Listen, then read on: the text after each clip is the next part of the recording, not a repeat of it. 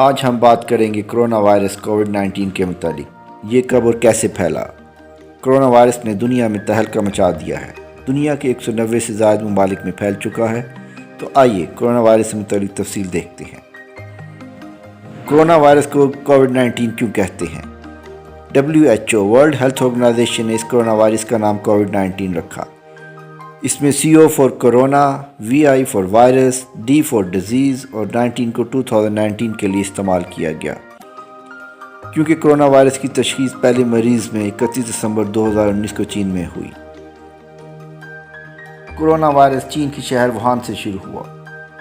کہا جاتا ہے کہ اس کے پھیلنے کی وجہ ووہان شہر میں موجود ایک بازار ہے، جس میں مختلف قسم کے جانور یعنی کتے، سانپ، کیکڑے، کیچوے، مینڈک کھانے کے لیے بکتے ہیں۔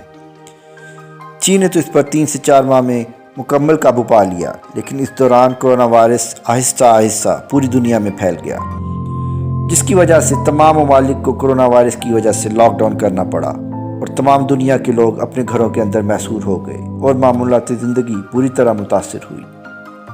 لاک ڈاؤن کی وجہ سے دنیا کے تمام دفاتر، کاروبار، airlines, rail, transport, hotel, shopping mall, حتیٰ کہ مذہبی رسومات بھی ادا کرنے سے منع کر دیا گیا اور تمام مسجدیں، مندر، گرجا گھر بند کر دیے گئے۔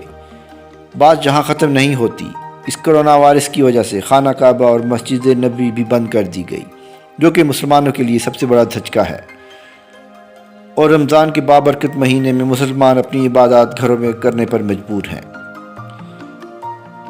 کہا جاتا ہے کہ دنیا کے بڑے ممالک اس کی ویکسین بنانے میں مصروف ہیں تاکہ اس پر جلدی سے جلدی قابو پایا جا سکے اور معمولات زندگی بحال ہو سکے، لیکن اس میں ابھی تک کسی بھی ملک کو کوئی کامیابی حاصل نہیں ہو سکی۔